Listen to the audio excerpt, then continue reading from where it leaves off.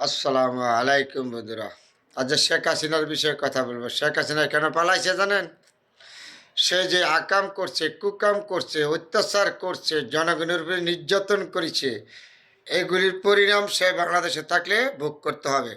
আর জন্য শেখ হাসিনার মানুষ নিয়ে পলাইছে। তার বুঝে শেখ হাসিনার পলাইয়ের উদ্দেশ্য কোন জায়গায়?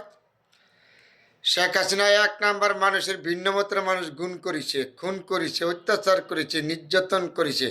বাংলাদেশের মানুষকে এমন কোনো নির্যাতন নাই সে না করছে। সে দলীয় প্রভাব খাটাইছে, সে নিজের ক্ষমতা দেখাচ্ছে। এরপরে সে এমন কোনো ক্ষেত্রে নাই হ্যাঁ দুর্নীতি না করে, লুটপাট না করছে। সে আত্মীয় স্বজন পরিবার দিয়া আর লুটপাট করে দেশটারে খালি করছে। এমনকি ব্যাংক সুদ্ধা লুট করছে তার পরিবার দিয়া, তার ছেলে মেয়েদেরকে দিয়া।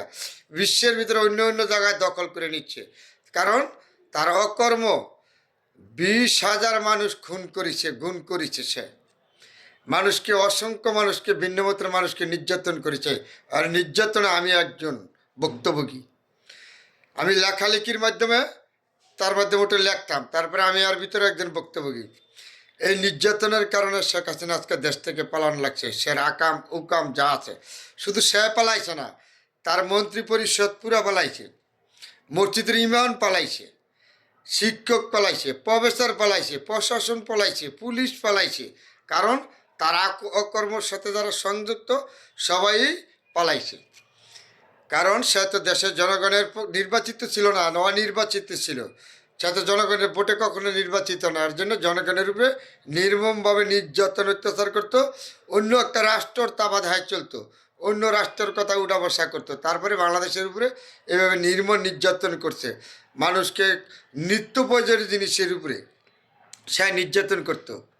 সে মানুষকে, ভিন্নমতের মানুষকে আঘাত করতো ধরে নিয়া। সে এমন আয়নার ঘর বানাইছিল। স্যার এমন কোনো কাডার নাই, পুলিশ বাহিনীর শুদ্ধ ধরান, র্যাব বাহিনী সব জায়গায় তার কাডার ছিল। তার কাডার ছাড়া বাংলাদেশের একটা গাছের পাতা লড়ছে না। যে যেখানে আসছিল কোনো লোকে কথা বলার সাহস ছিল না। এই শেখ হাসিনার এমপি মন্ত্রীদের দাপটে, বুঝলেন নাই? তার কী ধরনের অত্যাচার তারা করছে মানুষের উপরে, এটা আমার মুখের কথা না। লাস্টে ওরা 2,000 ছাত্র জনতা হত্যা করেছে, ভিন্নমতের মানুষ হত্যা করেছে, গুণ করেছে। তারপরে সে দেশ থেকে পালাইছে আকাম উকাম করার কারণে। সে তার আকামের জবাব এদেশের জনগণ দিচ্ছে।